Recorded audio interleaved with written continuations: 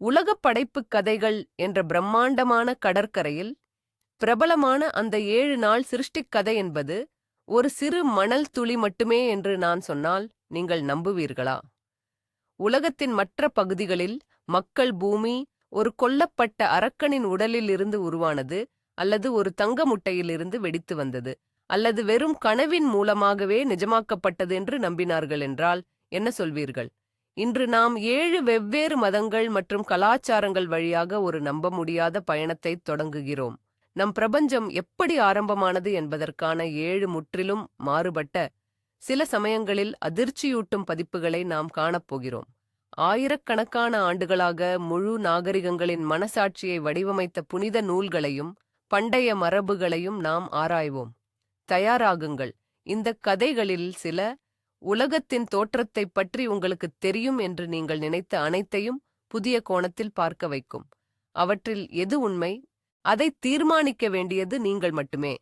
நாம் இந்த பயணத்தை ஆரம்பிக்கும் முன் எதை பற்றி பேசுகிறோம் என்று பார்ப்போம். சிருஷ்டிக் கதைகள் அல்லது ஆண்டப் படைப்புக் கதைகள் என்பவை வெறும் பழைய காலத்து கட்டுக்கதைகள் அல்ல. அவை ஒவ்வொரு மக்களின் கலாச்சாரம், ஒழுக்க நெறிகள் மற்றும் உலகக் கண்ணோட்டத்தின் அடித்தளமாக இருக்கும் அடிப்படை நூல்கள்.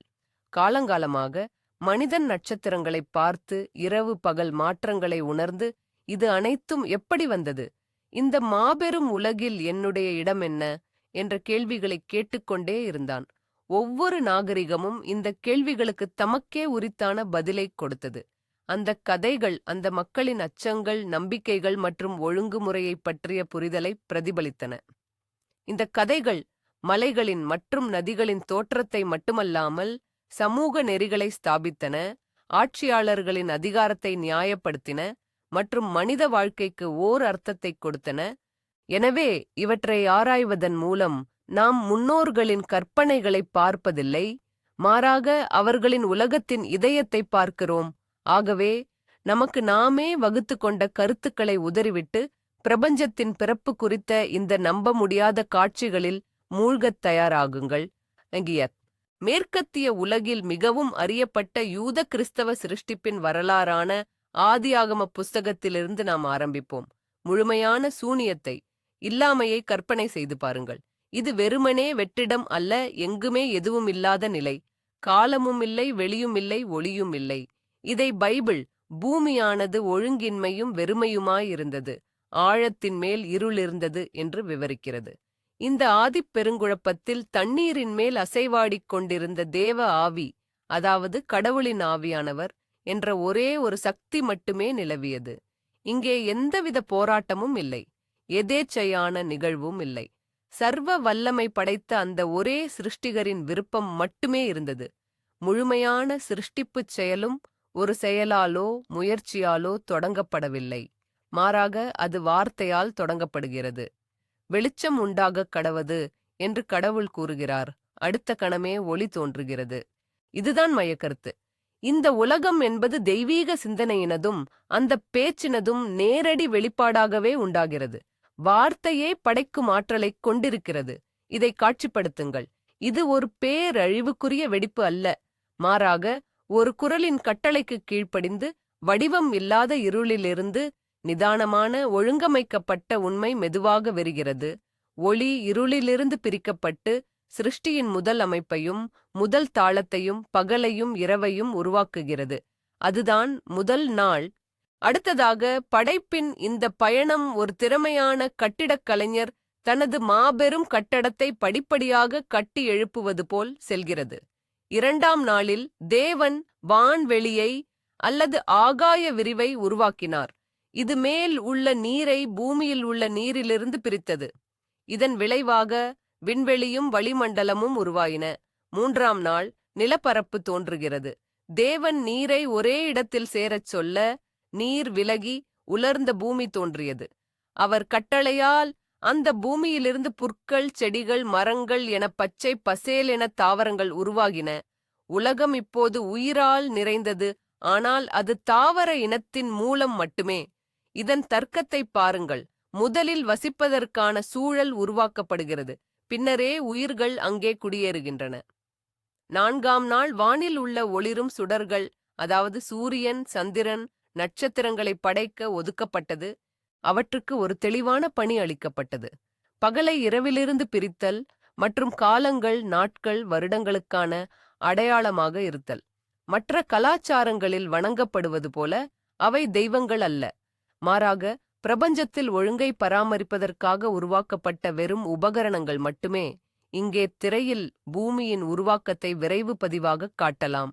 சமுத்திரங்கள் பின்வாங்குகின்றன, கண்டங்கள் வெளிப்படுகின்றன, நிலம் முழுவதும் பசுமை பரவுகிறது. இறுதியாக வானத்தில் சூரியனும் சந்திரனும் ஒளிர்கின்றன. 5வது மற்றும் 6வது நாட்களில் கடவுள்தான் படைத்த உலகத்தை உயிரினங்களால் நிரப்பினார். முதலில் கடல்கள் மீன்களாலும் கடல்வாழ் உயிரினங்களாலும் வானம் பறவைகளாலும் நிறைந்தன. அதன் பிறகு பூமி மிருகங்களையும் கால்நடைகளையும் நிலத்தில் ஊறும் உயிரினங்களையும் உருவாக்கின. இந்த சிருஷ்டியின் உச்சமாக மனிதன் அமைந்தான். மற்ற உயிரினங்கள் அவைகளின் இனங்களின்படி படைக்கப்பட்டன. ஆனால் மனிதனோ தேவனுடைய சாயலிலும் ரூபத்திலும் உருவாக்கப்பட்டான். இது அவனுக்கு கிடைத்திருக்கும் தனித்துவமான நிலையாகும். பூமியின் மண்ணிலிருந்து ஆதாம் உருவாக்கப்பட்டான். இது அவன் இந்த பௌதீக உலகத்துடன் கொண்டுள்ள தொடர்பை வலியுறுத்துகிறது. ஆனால் கடவுள் அவன் முகத்தில் ஜீவ சுவாசத்தை ஊதினார். இதன் மூலம் அவனுக்கு ஆவிக்குரிய தன்மையை கொடுத்தார். பின்னர் ஆதாமுடைய விலா எலும்பிலிருந்து ஏவாள் உருவாக்கப்பட்டாள். அனைத்து உயிரினங்கள் மீதும் மனிதனுக்கு அதிகாரம் வழங்கப்பட்டதுடன் ஏதேன் தோட்டத்தை பயிரிட்டு பாதுகாக்கும் பொறுப்பும் கொடுக்கப்பட்டது. 7வது நாளில் தன் வேலைகள் அனைத்தையும் முடித்த கடவுள் இளைப்பாறினார். இந்த நாள் புனிதமான ஓய்வு நாளாக மாறியது.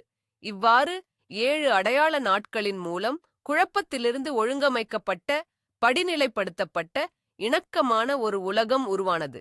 இந்த உலகின் மையத்தில் கடவுளின் பிரதிநிதியாக மனிதன் பூமியில் நிலைநிறுத்தப்பட்டான். இப்போது நாம் முற்றிலும் மாறுபட்டதொரு பொருள் உலகிற்குள், அதாவது இந்து மதத்தின் சிருஷ்டி இரகசியம் பிறப்பெடுக்கும் தொன்மையான பாரதத்திற்குள் பயணிப்போம். இங்கே ஒரே ஒரு தொடக்கமோ முடிவோ இல்லை. இந்த அண்டம் பிரம்மாவின் பகல் மற்றும் இரவு, கல்பங்கள் எனப்படும் முடிவற்ற சுழற்சியில் மீண்டும் மீண்டும் பிறக்கிறது, வாழ்கிறது மற்றும் அழிகிறது. நமது சிருஷ்டி சுழற்சி தொடங்குவதற்கு முன்னர் எல்லையற்ற காரணக்கடலைத் தவிர வேறு எதுவும் இருக்கவில்லை. அந்தக் கடலில் பிரம்மாண்டமான ஆதிசேஷனின் சுருண்ட உடலின் மீது காக்கும் கடவுளான மகாவிஷ்ணு பள்ளி கொண்டிருக்கிறார். அவர் யோக நித்திரை எனப்படும் பிரபஞ்ச உறக்கத்தில் ஆழ்ந்திருக்கிறார். அந்த தருணத்தில் காலமோ வெளியோ உயிரோ எதுவும் இல்லை. விஷ்ணுவின் பிரக்ஞையில் உறங்கிக் கொண்டிருக்கும், இருக்கின்ற எல்லாவற்றிற்குமான ஆற்றல், பொட்டென்ஷியல் மட்டுமே உள்ளது. இந்த காட்சியை மனதில் கற்பனை செய்யுங்கள். முடிவற்ற இருண்ட நீர்ப்பரப்பின் மீது 1000 தலை நாகத்தின் நிழலில் ஒளியுடன் திகழும் தெய்வ உருவம் சாய்ந்திருக்கிறது. இதுவே எந்த ஒரு வெளிப்பாட்டிற்கும் முந்தைய தூய இருப்பு நிலை. அமைதியும் சாந்தமும் நிலவும் இந்த கணத்தில்தான் வருங்கால அண்டம் முழுமையும் மறைந்திருக்கிறது. புதிய சிருஷ்டிக்கான நேரம் வரும்போது யோக நித்திரையில் இருக்கும் விஷ்ணுவின் நாபிக் கமலத்திலிருந்து, தொப்புள் கொடி தாமரையிலிருந்து ஒரு பேரொளி கொண்ட தாமரை மலர்கிறது. அதன் இதழ்கள் விரியும்போது அந்த மலரின் மையத்தில் 4 முகங்களை உடைய பிரம்மதேவன், படைப்புக் கடவுள், அமர்ந்திருக்கிறார். பிரம்மாவின் இந்த விழிப்பு ஒட்டுமொத்த பிரபஞ்சத்தின் தொடக்கத்தை குறிக்கிறது. அவர் சுற்றிப் பார்க்கிறார். தாமரையையும் முடிவில்லாத நீரையும் தவிர வேறு எதையும் காணாததால் தனது உண்மை நிலையையும் நோக்கத்தையும் அறிந்து கொள்ள தியானம் செய்ய ஆரம்பிக்கிறார். இந்த கடுமையான தியானத்தின் போது அவர் தன் மனோசக்தியால் அனைத்து உலகங்களையும் அனைத்து உயிரினங்களையும் படைக்கிறார். இன்னொரு சம அளவில் பிரபலமான இந்து சமயத்தின் சிருஷ்டிக் கதையின்படி ஆதியில் நீரில் மிதந்த ஒரு தங்கமயமான கரு பொன் முட்டை இருந்தது. இது ஹிரண்ய கர்ப்பா எனப்படுகிறது. இந்த ஹிரண்ய கர்ப்பா உண்மையில் ஒரு காஸ்மிக் முட்டை, அண்ட முட்டை போன்றது. இது தனக்குள் முழு பிரபஞ்சத்தையும் உள்ளடக்கியிருந்தது. சுமார் 1000 வருடங்களுக்குப் பிறகு இந்த காஸ்மிக் முட்டை 2ஆக பிளந்தது. அதன் மேல் பாதியிலிருந்து வானமும் கீழ்ப்பாதியிலிருந்து பூமியும் உருவானது. அவற்றுக்கு இடையில் இடைவெளி, அதாவது காற்று மண்டலம் உருவானது. உலகம் தோன்றுவதற்கான இந்த அண்ட முட்டை பற்றிய கருத்து பல கலாச்சாரங்களில் காணப்பட்டாலும் இந்து மதத்தில் இதற்கு ஒரு தனித்துவமான தத்துவார்த்த விளக்கமும் முக்கியத்துவமும் அளிக்கப்படுகிறது. இந்து மதத்தில் படைப்பு குறித்த நிகழ்வு பைபிளில் சொல்வது போல ஒற்றை நேர்கோட்டில் அமைந்தது அல்ல. பிரம்மா தனது உடலின் வெவ்வேறு பாகங்களிலிருந்து தேவர்கள், ரிஷிகள், ஞானிகள், மனித குல முன்னோர்கள் மற்றும் பல வகையான உயிரினங்களையும் படைக்கிறார். உதாரணமாக, அவரது மனதிலிருந்து ஞானிகளான புத்திரர்களும் நிழலிலிருந்து அசுரர்கள் என்றழைக்கப்படும் அரக்கர்களும் தோன்றுகிறார்கள். இந்து சமயத்தின் பிரபஞ்சவியல் குறித்த மிக முக்கியமான கருத்து என்னவென்றால், அது சுழற்சி முறை கொண்டது. நம்முடைய உலகம் என்பது தோன்றி மறைந்த எண்ணற்ற உலகங்களில் ஒன்று மட்டுமே. இந்த பிரபஞ்சத்தின் ஆயுட்காலம், அதாவது பிரம்மாவின் பகல், பிரம்மாவின் ஒரு நாள், 4 பில்லியன் 32 கோடி நினாம்பிரபீர்ணபீர்வாதிரலோன் பூமி வருடங்கள் நீடிக்கும். இந்த காலம் முடிந்தவுடன் அதே நீளத்திற்கு பிரம்மாவின் இரவு ஆரம்பமாகிறது. அப்போது உலகம் அழிக்கப்பட்டு மீண்டும் அது இல்லாத நிலைக்குள் உள்வாங்கப்படுகிறது. பிறகு புதிய விடியலின் போது அது மறுபடியும் பிறக்கும். இந்த முடிவில்லாத சுழற்சி சம்சார சக்கரம் என்று அழைக்கப்படுகிறது. எனவே படைப்பு என்பது ஒரே ஒரு முறை நடந்த நிகழ்வு அல்ல. அது பிரபஞ்சத்தின் சுவாசம் போன்ற ஒரு நிரந்தரமான, துடிக்கும் தாளம். இங்கு ஒவ்வொரு அழிவுக்குப் பின்னரும் ஒரு புதிய பிறப்பு தொடர்கிறது. இது உலகை தெய்வீக சக்திகளின் நித்திய விளையாட்டாகக் கருதும் ஆழமான தத்துவார்த்த கண்ணோட்டமாகும். சூடான இந்தியாவிலிருந்து நாம் நைல் நதி பள்ளத்தாக்குக்கும், அதாவது பண்டைய எகிப்திற்கும் பயணிக்கிறோம். எகிப்திய புராணங்களில் பலவிதமான மத மையங்களுடன் இணைக்கப்பட்ட பல படைப்புக் கதைகள் இருந்தாலும், அவற்றில் மிகவும் பிரபலமானதும் மையமானதுமான கதை ஹீலியோபோலிஸ் படைப்புக் கதைதான். ஆரம்பத்தில் எல்லையற்ற, இருண்ட, அசைவற்ற நீர்மயமான குழப்பம் மட்டுமே இருந்தது. எகிப்தியர்கள் இதை நூன் என்று அழைத்தனர். நூன் என்பது வெறும் தண்ணீர் அல்ல, அதுவே ஆதி முதல் பொருள், பிரைமோர்டியல் சப்ஸ்டன்ஸ். எதிர்காலத்தில் தோன்றவிருக்கும் அனைத்து பொருட்களின், உயிரினங்களின் விதைகளையும் தன்னுள்ளே அடக்கிக் கொண்டிருந்த ஒரு மூலப்பொருள். அதில் மேல் என்றோ, கீழ் என்றோ, வாழ்வு என்றோ, மரணம் என்றோ எதுவுமே கிடையாது. நித்திய பெருங்கடலின் முழுமையான அமைதியையும் இருளையும் கற்பனை செய்து பாருங்கள். அது வடிவம், ஒழுங்கு ஆகிய எதுவுமே இல்லாத ஒரு நிலை. ஆனால் இந்த குழப்பத்திற்குள்ளேயே படைக்கும் ஆசை, அதாவது வருங்கால பிரபஞ்சத்தின் சுய விழிப்புணர்வு மறைந்திருந்தது. அப்படி இருக்கையில் ஒரு கணத்தில் நூனின் ஆழத்திலிருந்து அதன் சொந்த விருப்பத்தின்படி முதல் கடவுளான ஆத்தும் தோன்றினார். நீரிலிருந்து மேலே வந்த ஒரே ஒரு நிலப்பரப்பில், அதாவது ஆதிமலையான பென்பென் மீது அவர் தோன்றினார். இந்த மலை வெளிப்படுத்தப்பட்ட உலகின் ஆரம்பத்தையும் எல்லையற்ற குழப்பத்தில் கிடைத்த முதல் அடித்தளத்தையும் குறிக்கிறது. ஆதிப் பெருங்கடலின் நடுவில் எத்தாம் தனித்து நின்றபோது உலகை படைக்க தனக்கு மேலும் தெய்வங்கள் தேவை என்பதை உணர்ந்தார். உடனே அவர் படைப்பின் முதல் செயலைச் செய்கிறார். ஒரு புராணத்தின்படி அவர் தனது விதையை வாயினுள் செலுத்தி அதன் மூலம் முதல் தெய்வீக ஜோடியை படைத்தார். காற்றின் கடவுளான ஷூ மற்றும் ஈரப்பதத்தின் தேவியான டெஃப்னட். மற்றும் ஒரு மிகவும் எளிமையான கதையின்படி அவர் அவர்களை வெறுமனே துப்பினார் அல்லது தும்மினார். எப்படி இருந்தாலும் ஷூ மற்றும் டெஃப்னட் ஆகிய இருவரும் முதல் தனிப்பட்ட கூறுகளாக உருவாகினர். இருப்பினும் அவர்கள் நூனின் எல்லையற்ற இருளில் தொலைந்து போகின்றனர். அவர்களை தேடி அத்தும் தனது கண்ணை அனுப்பினார். அந்தக் கண்ணே பின்னாளில் ஹத்தோர் தேவியாக மாறும். அந்தக் கண் தன் குழந்தைகளை திரும்பக் கொண்டு வந்தபோது அத்தூம் ஆனந்தத்தில் கண்ணீர் விட்டார். பென் குன்றின் மீது விழுந்த அந்தக் கண்ணீரிலிருந்தே மனிதர்கள் தோன்றினர். இது மிகவும் கவித்துவமான சித்திரம். மனிதகுலம் களிமண்ணிலோ அல்லது தூசியிலோ இருந்து பிறக்கவில்லை, மாறாக ஒரு தெய்வீக உணர்ச்சியிலிருந்து, முதல் கடவுளின் ஆனந்தக் கண்ணீரிலிருந்து பிறந்தது. இதுவே மனித இயற்கைக்கு தனிச்சிறந்த மதிப்பையும் காலத்தின் தொடக்கத்திலிருந்தே கடவுள்களுடன் நெருங்கிய உறவையும் வழங்குகிறது. இனிமேல் வரும் படைப்புகள் அனைத்தும் அட்டூமின் வாரிசுகளின் பணி. தெய்வத் தம்பதிகளான ஷூ மற்றும் டெஃப்னட் ஆகியோருக்கு அவர்களது பிள்ளைகளான கெப் பூமி தெய்வம் மற்றும் நட் வானத் தெய்வம் ஆகியோர் பிறந்தனர். ஆரம்பத்தில் கெப்பும் நட்டும் பிரிக்க முடியாதபடி ஒன்றோடு ஒன்று அணைத்திருந்தனர். உலகம் மிகவும் நெருக்கமாகவும் இருளாகவும் இருந்தது. அப்போது அவர்களின் தந்தையான காற்றுத் தெய்வமான ஷூ அவர்கள் இருவருக்கும் நடுவில் நின்று நட்டை வானத்தை கெப்பிற்கு பூமிக்கு மேலாக வலுக்கட்டாயமாக உயர்த்தினார். நாம் வாழும் இந்த வெளியானது இப்படியேதான் உருவானது. நட்சத்திரங்கள் நிறைந்த வானவில்லாய் பூமிக்கு மேலே வளைந்தார். கெப் கீழே கிடந்து மண்ணுலகத்தின் ஆதாரமானார். இதுவே எகிப்திய புராணங்களில் மிகவும் பிரபலமான காட்சியாகும்.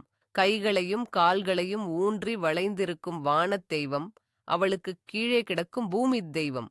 ஒவ்வொரு மாலையும் நட்சூரியனை விழுங்குகிறார். ஒவ்வொரு காலையிலும் பகல் மற்றும் இரவு சுழற்சியை உறுதி செய்து மீண்டும் சூரியனை பெற்றெடுக்கிறார். பிரபஞ்சத்தின் அமைப்பை எகிப்தியர்கள் இப்படித்தான் விளக்கினார்கள். உலகம் என்பது பூமிக்கும் கெப் வானத்திற்கும் இடையில் அடைக்கப்பட்ட ஒரு காற்று குமிழி ஷூ. மேலும் இந்த அனைத்தும் வரம்பற்ற குழப்ப நீரான நூன் இல் மிதக்கிறது. இப்போது நாம் கடுமையான வடக்கு பகுதிக்கு, வைக்கிங்குகள் மற்றும் ஸ்காண்டினேவிய தொன்மங்களின் உலகிற்குச் செல்வோம். அவர்களின் உலகப் படைப்புக் கதை மிகவும் இருண்டதாகவும் கொடூரமானதாகவும் இருக்கிறது. ஆரம்பத்தில் எதுவுமே இல்லை. நிலம் இல்லை, வானம் இல்லை, கடல் இல்லை. அங்கே கின்னுங்கா காப் என்றழைக்கப்பட்ட ஆழமற்ற உலகப் பிளவு மட்டுமே இருந்தது. இந்த பிளவின் ஒருபுறம் நிஃப்ல்ஹைம் என்ற பனிமூட்டம் நிறைந்த உலகம் இருந்தது. மறுபுறத்தில் முஸ்பெல்ஹைம் என்ற அக்னி ராஜ்யம் இருந்தது. நிஃப்ல்ஹைமில் ஸ்வெர்கெல்மிர் என்ற நீரூற்று இருந்தது. அதிலிருந்து உறைபனி நீரோடைகள் வந்து அந்த பிளவுக்குள் உறைந்தன. முஸ்பெல்ஹைமிலிருந்து தீப்பொறிகளும் வெப்பமும் பறந்து வந்தன. இந்த ஆதிகால இயற்கை தனிமங்களின் மோதலை கற்பனை செய்து பாருங்கள். வடக்கிலிருந்து வரும் நிரந்தர குளிர்ச்சியும் தெற்கிலிருந்து வரும் எரிக்கும் நெருப்பும் அந்த பூஜ்யத்தின் மையத்தில் சந்திக்கின்றன. இந்த உறைபனிக்கும் சுடருக்கும் இடையேயான பதற்றம் தான் உயிர்களின் உருவாக்கத்திற்கான ஊகியாக கேட்டலிஸ்ட் மாறியது. இங்கே எந்த தெய்வீக விருப்பமும் இல்லை, திட்டமும் இல்லை. வெறும் பிரபஞ்ச சக்திகளின் குருட்டு விளையாட்டு மட்டுமே. திரையில் இந்த கண்கவர் காட்சியை நாம் காட்டலாம். கருமையான வெறுமையின் நடுவில் பனிக்கட்டிகள் நெருப்பு நதிகளுடன் மோதும் ஒரு பிரம்மாண்டமான காட்சி. முஸ்பெல்ஹைம் சூடான காற்று நீஃபில்ஹைம் பனிக்கட்டியை தொட்டபோது பனி உருக ஆரம்பித்தது. அந்த ஊருகிய நீரிலிருந்துதான் முதல் உயிரினம் தோன்றியது. அதுதான் பிரம்மாண்டமான பனியாலான அரக்கன் வைமீர். அவன் தீயவனாகவும் கொடூரமானவனாகவும் இருந்தான். அவன்தான் அனைத்து ஜோத்துன் அரக்கர்களுக்கும் மூதாதை. அவன் உறங்கிக் கொண்டிருந்தபோது அவனது அக்குள் வியர்வையிலிருந்து ஓர் ஆணும் பெண்ணும் தோன்றினர். மேலும் அவனது ஒரு கால் மற்ற காலுடன் சேர்ந்து 6 தலைகள் கொண்ட ஒரு மகனை பெற்றெடுத்தது. இமிரோடு அதே சமயத்தில் உருகிய பனியிலிருந்து பிரம்மாண்டமான பசுமாடு ஒன்று தோன்றியது. அதுதான் ஆடும்லா. அதன் மடியிலிருந்து 4 பால் நதிகள் ஓடின. இமிர் அதனை குடித்துத்தான் உயிர் பிழைத்தான். அந்த பசுவோ உப்பான பனிக்கட்டிகளை நக்கிக் கொண்டிருந்தது. 3 நாட்களில் அது பனிக்கட்டியிலிருந்து ஒரு புதிய உயிரினத்தை நக்கி உருவாக்கியது. அவன்தான் முதல் கடவுளான புரி. அவன் வலிமையுள்ளவனாகவும் அழகனாகவும் இருந்தான். பூரிக்கு பார் என்ற மகன் பிறந்தான். அவன் பெஸ்லா என்ற அரக்கப் பெண்ணை மணந்தார். அவர்களுக்கு ஓடின், வீலி மற்றும் வே என 3 கடவுள் மகன்கள் பிறந்தனர். இவர்கள்தான் முதல் பேசைர் கடவுளர்கள். அரக்கர்களுடன் சண்டையிட்டு ஒரு புதிய உலகத்தை உருவாக்குவதே இவர்களின் தலைவிதியாக இருந்தது.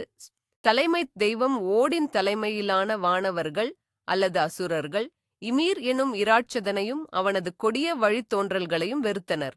அவனுக்கு எதிராக போர் தொடுத்து அவனை கொன்று வீழ்த்தினர்.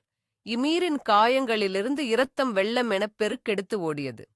உறைபனி இராட்சதர்கள் அனைவரும் அந்த குருதியில் மூழ்கி மாண்டனர். பெர்கெல்மீர் என்ற ஒருவன் மட்டும் தன் மனைவியுடன் படகில் தப்பித்து ஒரு புதிய இராட்சத இனத்தை உருவாக்கினான். அதன்பின் வானவர்கள் இமீரின் பிரம்மாண்டமான உடலை எடுத்து அதிலிருந்தே உலகத்தை படைக்கத் தொடங்கினர். அவனது சதையிலிருந்து நிலத்தையும் இரத்தத்திலிருந்து கடல்கள், எரிகள் மற்றும் நதிகளையும் உருவாக்கினர். அவனது எலும்புகள் மலைகளாயின.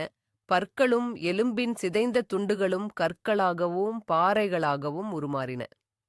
இமீரின் மண்டை ஓட்டைக் கொண்டு ஆகாய விதானத்தை வானமண்டலத்தை கட்டினர்.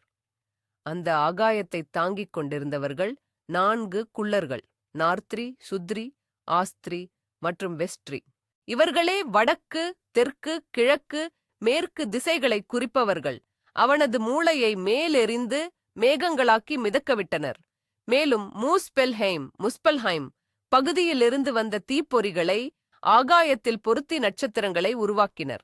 இவ்வாறு கொல்லப்பட்ட அந்த முதல் பிராணியின் உடலிலிருந்து மனிதர்களின் உலகமான மிட்காட் நடுவுலகம் படைக்கப்பட்டது. இது வன்முறை மற்றும் சிதைவின் மூலம் நிகழ்த்தப்பட்ட இருண்ட ஆயினும் பிரம்மாண்டமான படைப்பின் சித்திரம். அடுத்து உலகின் மிகப் பழமையான மதங்களில் ஒன்றான சொராஸ்ட்ரியனிசத்தின் தாயகமான பண்டைக்கால ஈரானை நோக்கி நமது பயணம் அமைகிறது. இங்கே சமமான இரு சக்திகளின் போராட்டமான அண்ட இருமைக் கோட்பாட்டை பற்றி நாம் பார்க்கிறோம். ஆரம்பத்தில் 2 ஆதிகால ஆவிகள் இருந்தன. ஒருவர் அஹுரா மஸ்தா, அதாவது ஓர்மாஸ்து நற்கடவுள். இவர் எல்லையற்ற ஒளி, ஞானம் மற்றும் நன்மை நிறைந்த உலகில் வாழ்பவர். மற்றவர் அங்க்ரோமைன்யூ, அதாவது அஹ்ரிமான், தீய ஆவி. இவர் முடிவில்லா இருள், அறியாமை மற்றும் தீமை நிறைந்த உலகில் வசிப்பவர். அவர்களுக்கு இடையே ஒரு வெற்றிடம் இருந்தது. இருவரும் ஒருவரை ஒருவர் அறியாமல் நித்தியமாக வாழ்ந்து வந்தனர். ஆனால் ஒரு நாள் அஹ்ரிமான் தனது பாதாளத்திலிருந்து எழுந்து அஹுரா மஸ்தாவின் ஒளியைக் கண்டான். அந்த ஒளியின் மீது பொறாமை கொண்ட அவன் அவருடைய படைப்பை அழிக்க முடிவு செய்தான். சர்வஞானியான அஹுரா மஸ்தா இந்த தாக்குதலை முன்பே அறிந்தார். அவர் அஹ்ரிமானுக்கு சமாதானத்தை முன்மொழிந்தார். ஆனால் அவன் அதை ஏற்க மறுத்தான். அப்போது அஹுரா மஸ்தா, அவர்களின் இந்த போராட்டம் பல 1000 ஆண்டுகளுக்கு நீடிக்கும், ஆனால் முடிவில் தீமை தோற்கடிக்கப்படும் என்று முன்னறிவித்தார். இதுவே உலக வரலாற்றின் அடிப்படை சாரத்தை அமைக்கிறது. இருப்பு என்பதே நன்மைக்கும் தீமைக்கும் இடையேயான போர்க்களம்தான். வரவிருக்கும் போருக்காக போராளிகளின் ஒரு படையை உருவாக்கும் நோக்கத்துடன் அஹுரா மஸ்தா படைப்பை ஆரம்பிக்கிறார். அவருடைய சிருஷ்டி 2 கட்டங்களாக நடக்கிறது. முதலில் அவர் உலகத்தை மீனோக் எனப்படும் ஆன்மீக ஆதர்ச வடிவில் படைக்கிறார். இதுவே கருத்துக்கள் மற்றும் மூல முன்மாதிரிகளின் உலகம். பின்னர் இந்த படைப்பை அவர் பொருளுலகமான கண்ணுக்குத் தெரியும் கீட்டிஜி உலகத்திற்கு மாற்றுகிறார். இந்த படைப்பு பைபிளில் உள்ள படைப்பின் நாட்களை தூரத்திலிருந்து நினைவுபடுத்தும் 7 கட்டங்களில் நிகழ்கிறது. முதலில் அஹுரா மஸ்தா கல்லினால் வானத்தை படைக்கிறார். பின்னர் நீர், அதற்குப் பிறகு நிலம், அதற்குப் பிறகு முதல் தாவரத்தையும் கவேவோடாட்டா என்ற பெயருடைய முதல் ஆதிகாலையையும் முதல் மனிதனான கயோமார்ட்டையும் அவர் படைக்கிறார். இந்த படைப்பு அனைத்தும் பூரணமானதாகவும் அசைவற்றதாகவும் தீமையற்றதாகவும் இருந்தது. உலகம் ஆதர்ச நிலையில் நீடித்தது. சூரியன் உச்சிவானில் நின்றது. அங்கே இரவும் இல்லை, பகலும் இல்லை. இருளுக்கு எதிரான ஒளியின் ஆயுதமாக படைக்கப்பட்ட பூரணத்தில் உறைந்த ஒரு ஆதர்ச உலகத்தை கற்பனை செய்து பாருங்கள். இது முடிவடைய விதிக்கப்பட்டிருந்த ஒரு பொற்காலம். அஹுரா மஸ்டாவின் பூரணமான படைப்பைக் கண்ட அஹ்ரிமன் கடும் கோபம் கொண்டான். அரக்கர்களின் படையை திரட்டி அவன் உலகத்திற்குள் படையெடுத்தான். அவன் வானத்தை துளைத்து தூய்மையான நீரில் உப்பைச் சேர்த்து அசுத்தமாக்கினான். முதல் தாவரத்தை நஞ்சூட்டினான். அவன் ஆதிகாளையையும் முதல் மனிதனான கயோமார்ட்டையும் தாக்கிக் கொன்றான். அவனது இந்த படையெடுப்பின் மூலம் அஹ்ரிமன் மரணம், நோய், துயரம், பொய், குளிர், வெப்பம், வேட்டையாடும் மிருகங்கள், விஷப்பூச்சிகள் என உலகின் அனைத்து தீமைகளையும் கொண்டு வந்தான். அவன் தனது தீமையை நல்ல படைப்புடன் கலந்தான். இயற்கையின் ஆரம்ப சமநிலையை குலைத்தான். ஆனால் இந்த அழிவிலும் கூட மறுபிறப்பிற்கான ஒரு விதை இருந்தது. கொல்லப்பட்ட காளையின் விதையிலிருந்து அனைத்து பயனுள்ள விலங்குகளும் பிறந்தன. பூமியை வளப்படுத்திய கயோமார்ட்டின் விதையிலிருந்து 40 ஆண்டுகளுக்குப் பிறகு ஒரு செடி முளைத்தது. அதிலிருந்தே முதல் மனிதர்களான மஷ்யா ஆண் மற்றும் மஷ்யானே பெண் தோன்றினர். இப்படித்தான் மனித குலத்தின் வரலாறு தொடங்குகிறது. மனித குலத்தின் பிரதான கடமை என்னவென்றால், தங்கள் நல்ல எண்ணங்கள், வார்த்தைகள் மற்றும் செயல்களால் அஹ்ரிமனுக்கு எதிரான அஹுரா மஸ்டாவின் போருக்கு உதவுவதே ஆகும். இதன் மூலம் இறுதிக் காலத்தில் தீமையிலிருந்து உலகை தூய்மையாக்கி அதை மீண்டும் அதன் மூல பூரணமான நிலைக்கு கொண்டு செல்ல முடியும். இப்போது நாம் ஒரு மிகப்பெரிய பாய்ச்சலை மேற்கொள்வோம். அது ஆஸ்திரேலியா கண்டத்திற்கு.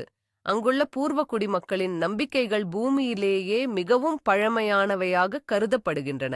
அவர்கள் கொண்டுள்ள படைப்புக் கருதுகோளானது நாம் இதுவரை பார்த்த எதனுடனும் ஒத்திருக்கவில்லை. இது கனவுக் காலம், ட்ரீம் டைம், அல்லது சுருக்கமாக கனவு, த ட்ரீமிங் என்று அழைக்கப்படுகிறது. இது வெறும் கற்பனையான கடந்த காலம் மட்டுமல்ல. இது நம்முடைய நிஜ உலகத்திற்கு இணையாக நிலைத்திருக்கும் ஒரு நித்தியமான காலமற்ற பிரபஞ்சமாகும். கனவு காலத்திற்கு முன்பு தொடக்கத்தில் பூமி தட்டையாகவும் இருண்டதாகவும் உயிரற்றதாகவும் இருந்தது.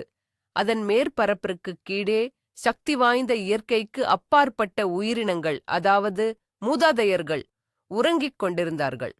அவர்கள் மனிதர்களோ அல்லது விலங்குகளோ மட்டுமல்ல, இரண்டின் தன்மைகளையும் ஒருங்கிணைத்து இருந்தார்கள். அவர்கள் நித்தியமானவர்களாகவும் நம்ப முடியாத படைப்புச் சக்தியைக் கொண்டவர்களாகவும் இருந்தனர். செத்திஸ் ஒரு உறங்கிக் கொண்டிருக்கும் உருவமற்ற பூமியை கற்பனை செய்து பாருங்கள். அதன் அடியில் உலகை படைப்பதற்காக விழித்தெழத் தயாராக இருக்கும் சக்திகள் உறங்கிக் கொண்டிருக்கின்றன. இது வெறுமையில்லை, மாறாக இது ஒரு செயலற்ற நிலையில் உள்ள மாபெரும் சாத்தியக்கூறு. ஒரு காலகட்டத்தில் மூதாதையர்கள் விழிப்படைந்து நிலத்தின் மேல் தோன்றினர். அவர்கள் வானவில் பாம்பு, கங்காரு, ஈமு, பல்லி மனிதன், லிசார்ட்மேன் போன்ற பிரம்மாண்டமான உயிரினங்கள். அவர்கள் விழிப்படைந்த மறுகணமே கனவின் நேரம், த டைம் ஆஃப் ட்ரீமிங், ஆரம்பமானது. உருவமே இல்லாத பூமியில் அவர்கள் தங்கள் மகத்தான பயணங்களை ஆரம்பித்தனர். அவர்களின் நகர்வுகளே உலகை படைத்தன. அவர்கள் பயணித்த இடங்களில் ஆறுகளும் ஆழமான பிளவுகளும் உட்பள்ளத்தாக்குகள் உருவாயின. அவர்கள் இளைப்பாறிய இடங்களில் மலைகளும் மேடுகளும் எழுந்தன. அவர்கள் சண்டையிட்ட இடங்களில் ஏரிகள் தோன்றின. ஒற்றை இறைமைக் கோட்பாட்டாளர்கள் கூறுவது போல், அவர்கள் உலகை ஒரு திட்டமிட்ட வடிவமைப்பின் கீழ் உருவாக்கவில்லை. இந்த உலகம் அவர்களின் பயணங்கள், பாடல்கள், நடனங்கள் மற்றும் சண்டைகள் போன்ற செயல்களின் விளைவாக உருவானதே. அவர்கள் உண்மையில் நிஜத்தை பாடியே அல்லது நடனமாடியே உயிர்ப்பித்தனர். அவர்களின் பயண வழிகள் கனவு பாதைகள் அல்லது பாடல் கோடுகள் என அழைக்கப்பட்டன. இவை இன்றும் பழங்குடி மக்களுக்கு புனிதமானவையாகவும் பல இனங்களையும் பிரதேசங்களையும் ஒரு ஆன்மீக வலையமைப்பில் பிணைக்கும் சக்தியாகவும் விளங்குகின்றன. நிலப்பரப்பை உருவாக்கியது மட்டுமின்றி மூதாதையர்கள், தாவரங்கள், விலங்குகள் மற்றும் இறுதியாக மனிதர்கள் உட்பட அனைத்து உயிரினங்களையும் உருவாக்கினர். உலகம் வாழ்வதற்கான அனைத்து விதிகளையும், அதாவது சமூக நெறிமுறைகள், சடங்குகள், திருமண விதிகள் மற்றும் விலக்குகள், தடைகள் ஆகியவற்றையும் அவர்களே வகுத்தனர். வேட்டையாடுவது, உணவு சேகரிப்பது, கருவிகளை உருவாக்குவது மற்றும் சடங்குகளை நடத்துவது போன்றவற்றை அவர்கள் மக்களுக்கு கற்றுக் கொடுத்தனர். தங்கள் பூலோகப் பயணங்களை முடித்த பிறகு மூதாதையர்கள் இறக்கவோ அல்லது சொர்க்கத்திற்குச் செல்லவோ இல்லை. அதற்கு பதிலாக அவர்கள் மீண்டும் பூமிக்கு அடியில் சென்று பாறைகளாக, மரங்களாக அல்லது நீர்நிலைகளாக மாறி தாங்கள் உருவாக்கிய நிலப்பரப்பின் ஒரு அங்கமாகவே ஆனார்கள். ஆனால் அவர்களின் ஆன்மீக ஆற்றல் இந்த புனித இடங்களில் நிலைத்திருக்கிறது. சடங்குகள், பாடல்கள் மற்றும் நடனங்கள் மூலம் மக்கள் இன்றும் கனவு காலத்தின் சக்தியை தொட்டு உணர முடியும். அதன் மூலம் உலக அமைதியை பராமரிப்பதுடன் நிலத்தின் வளத்தையும் உறுதி செய்கிறார்கள். ஆஸ்திரேலிய பழங்குடியினரை பொறுத்தவரை படைப்பு என்பது கடந்த காலத்தில் முடிவடைந்த ஒரு நிகழ்வு அல்ல. மாறாக அது ஒரு தொடர்ச்சியான செயல்முறை. இதில் ஒவ்வொரு மனிதரும் அந்த மாபெரும் மூதாதையர்களின் போதனைகளை பின்பற்றி பங்கேற்கின்றனர். இந்த பயணத்தின் இறுதி அத்தியாயம் மத்திய அமெரிக்காவில் இருக்கும் மாயன் நாகரிகத்தை பற்றியது. அவர்களின் அண்டவியல் உருவாக்கம் பற்றிய புராணம் போபோல் வு என்றழைக்கப்படும் புனித நூலில் பதிவாகியுள்ளது. ஆரம்பத்தில் அசைவில்லாத அமைதியும் இருளும் மட்டுமே நிறைந்திருந்தது. எல்லையற்ற வானமும் அமைதியான கடலும் இந்த இரண்டு இடங்கள் மட்டுமே இருந்தன. பச்சை மற்றும் நீல இறகுகளுக்கு அடியில் மறைந்தபடி சிருஷ்டி தெய்வங்களான டெபெயு மற்றும் குகுமாட்ஸ், இவரே இறகுகள் கொண்ட பாம்பு என்று அறியப்பட்டவர், கடலின் நீரில் வசித்தனர். அவர்கள் நித்தியமாக வாழ்ந்த ஆதிமூலமான பிதாக்களும் சிருஷ்டிகர்த்தாக்களும் ஆவர். ஒரு நாள் அவர்கள் அந்த இருளில் சந்தித்து தங்களுக்குள் ஆலோசனை செய்யத் தொடங்கினர். ஆரம்பத்தில் இருந்த இந்த வெற்றிடத்தை நிரப்ப வேண்டும் என்று அவர்கள் ஒரு முடிவுக்கு வந்தனர். அவர்கள் உலகத்தை உருவாக்க விரும்பினர், பின்னர் தங்களை மதித்து தங்கள் பெயர்களை நினைவில் வைத்திருக்கும் உயிரினங்களையும் உருவாக்க விரும்பினர். பைபிளைப் போலவே மாயன் நம்பிக்கையிலும் அவர்களின் படைப்புச் சக்தி வார்த்தைகளில் இருந்தது. அவர்கள் உடல் ரீதியாக எதையும் செய்ய வேண்டியதில்லை, நினைப்பதும் அதைச் சொல்வதும் மட்டுமே போதுமானதாக இருந்தது. இது தூய நோக்கத்தின் சக்தியாகும். சரி, கடவுளர்கள் இப்போது படைக்கத் துவங்கினர். அவர்கள் பூமி என்று ஆணையிட நீரிலிருந்து உறுதியான தரை உடனடியாக மேலே வந்தது. அங்கே மலைகளும் பள்ளத்தாக்குகளும் உருவாயின. அடுத்து அவர்கள் நீரை பிரித்து ஆறுகளையும் ஏரிகளையும் உருவாக்கினர். அவர்கள் வார்த்தையின்படியே மரங்களும் காடுகளும் தோன்றி நின்றன. உலகம் படைக்கப்பட்டது, அழகானது, ஆனால் வெறுமையானது, அமைதியானது. அதனால் கடவுளர்கள் அதை குடியேற்ற முடிவு செய்தனர். முதலில் அவர்கள் விலங்குகளையும் பறவைகளையும் படைத்தனர். காடுகளிலும் மலை குகைகளிலும் அவற்றுக்கு வீடுகளை அளித்தனர். ஆனால் கடவுளர்கள் அந்த உயிரினங்களை தங்களை போற்றி பேசும்படி கேட்டபோது அவை சத்தமிட்டும் உருமியும் கத்தியுமே பேச முடிந்தது. தங்களை படைத்தவர்களின் பெயர்களை உச்சரிக்க அவற்றால் முடியவில்லை. இதுவே முதல் தோல்வியாக அமைந்தது. கடவுளர்கள் ஏமாற்றமடைந்தனர். மான்சத்த அவர்கள் விலங்குகளிடம், நீங்கள் மற்றவர்களுக்கு உணவாக இருக்க வேண்டியதே உங்கள் விதி என்று கூறி சரியான் உயிரினங்களை படைக்க மீண்டும் ஒரு முயற்சியை மேற்கொள்ள முடிவெடுத்தனர். இது மிக முக்கியமான விஷயம். மாயன் தொன்மத்தின்படி படைத்தல் என்பது ஒரு பிழையற்ற செயல்முறை அல்ல, மாறாக அது தொடர்ச்சியான சோதனைகள் மற்றும் பிழைகள் மூலம் சரியான வடிவத்தை தேடும் ஒரு முயற்சி. ஆக காலம் மற்றும் வெளியெங்கும் பயணித்து உலகம் எப்படி உருவானது என்பது பற்றிய 7 முற்றிலும் மாறுபட்ட கண்ணோட்டங்களை நாம் கண்டோம். என்ன ஒரு அற்புதமான ஒரு தொகுப்பு! சர்வ வல்லமையுள்ள கடவுளின் வார்த்தையிலிருந்து உலகம் தோன்றியதையும், விஷ்ணுவின் பிரபஞ்சக் கனவிலிருந்தும், எகிப்திய கடவுளான அத்தூமியின் ஆனந்தக் கண்ணீரிலிருந்தும் உலகம் உருவானதையும் நாம் பார்த்தோம். வைகிங் மக்களின் கருத்துப்படி கொல்லப்பட்ட ஒரு ராட்சசனின் சதையிலிருந்துதான் நமது பூமி படைக்கப்பட்டது என்பதையும் அறிந்து கொண்டோம். ஆரம்பம் முதலே சோரோவாஸ்ட்ரியனிசத்தில் உலகம் எவ்வாறு நன்மைக்கும் தீமைக்கும் இடையிலான போர்க்களமாக மாறியது என்பதைக் கண்டோம். அத்துடன் ஆஸ்திரேலிய பூர்வீக குடிகளின் நித்தியமான கனவு நேரம் ட்ரீமிங் டைம் குறித்த அறிவில் ஆழ்ந்து உலகம் எப்படி நெய்யப்பட்டது என்பதையும் புரிந்து கொண்டோம். இறுதியாக மாயன் கடவுள்களின் படைப்பு முயற்சிகளையும் அவற்றில் ஏற்பட்ட பிழைகளையும் கூட நாம் கண்டோம். இதிலிருந்து நாம் எடுக்கக்கூடிய மிக முக்கியமான முடிவு என்ன? இந்த கதைகள் அனைத்தும் எவ்வளவு கற்பனையாகத் தோன்றினாலும் அவற்றுக்குப் பின்னால் ஒரே ஒரு ஆழமான மனிதத் தேவை உள்ளது. அதுதான் வாழ்க்கையின் அர்த்தத்தைக் கண்டறிவது, இந்த பிரபஞ்சத்தில் நமது இடத்தை அறிவது மற்றும் நம்மை விட பெரிய ஒன்றோடு தொடர்பை ஏற்படுத்திக் கொள்வது. இந்த புராணக் கதைகள் பெருவெடிப்பின் பிக்பேங் இயற்பியலை பற்றியது என்பதை விட மனித ஆன்மாவின் மெய்யியலை பற்றியவையே ஆகும். இந்த காணொளியை இறுதி வரை பார்த்ததற்கு நன்றி.